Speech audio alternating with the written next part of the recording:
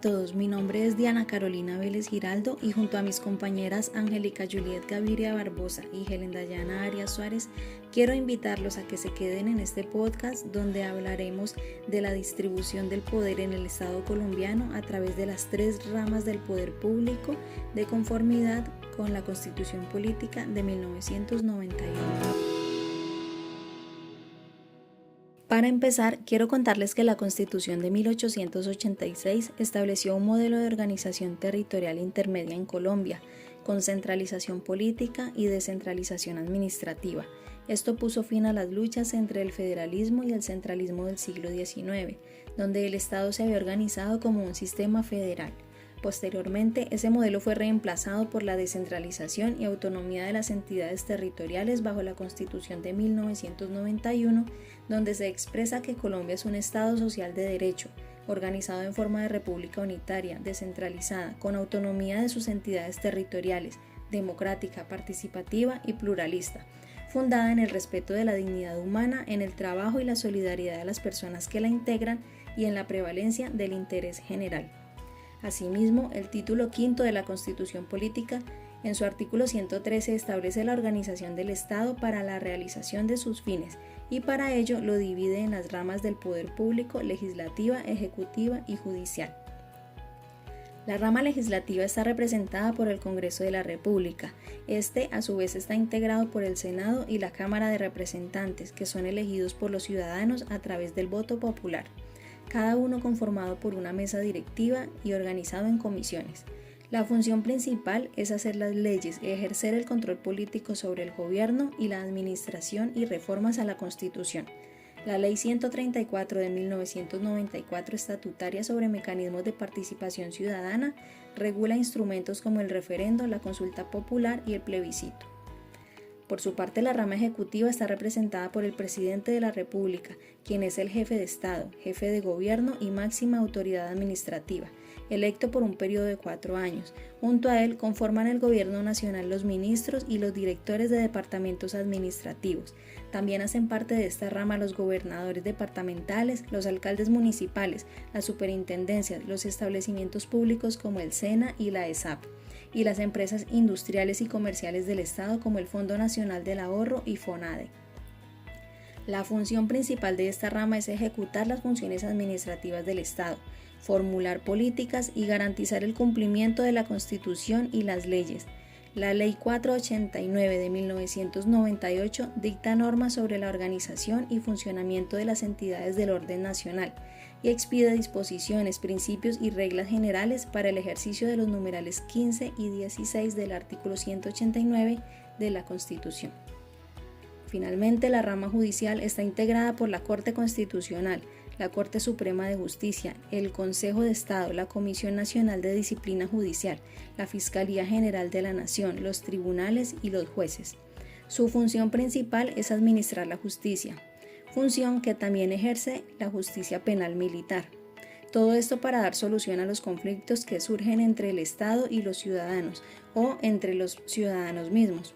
En el marco de esta rama, la Ley 270 de 1996, estatutaria de la Administración de Justicia, organiza y estructura la rama judicial, detallando su funcionamiento, los servidores públicos que la integran y jurisdicciones como la ordinaria, constitucional, de lo contencioso administrativo y jurisdicciones especiales como la de paz y la indígena. Voy a hablar sobre las ramas del poder público en Colombia y por qué son tan importantes para mantener el equilibrio y la legitimidad del Estado.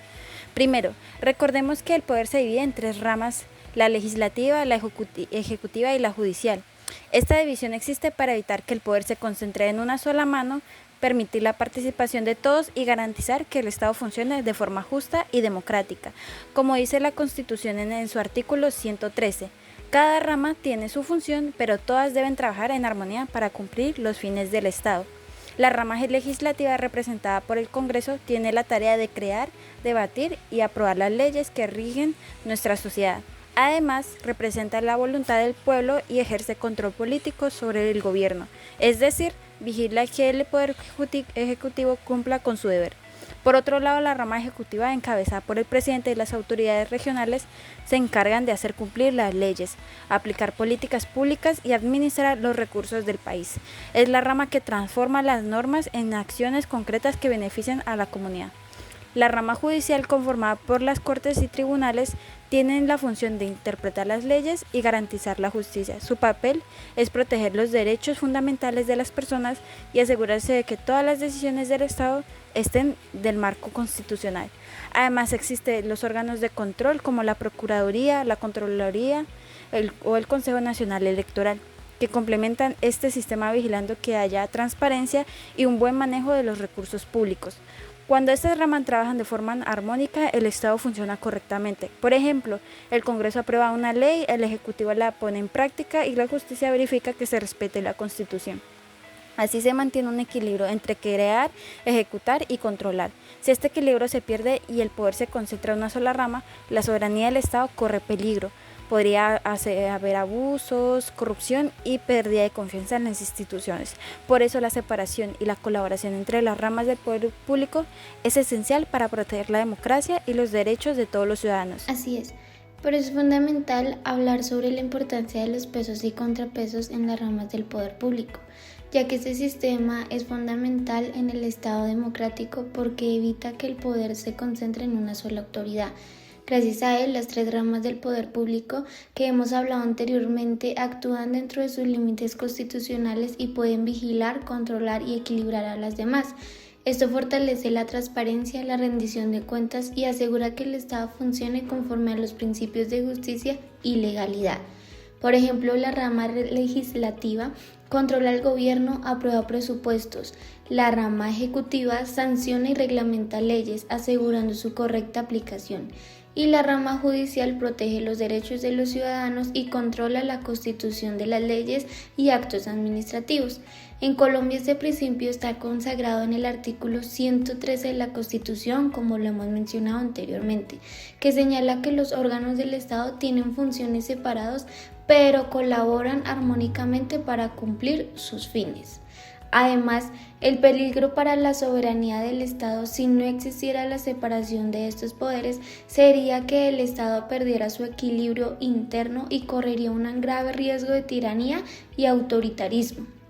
La concentración de funciones en una sola persona o institución permitiría la manipulación de las leyes, la falta de la justicia imparcial y la vulnerabilidad de los derechos fundamentales.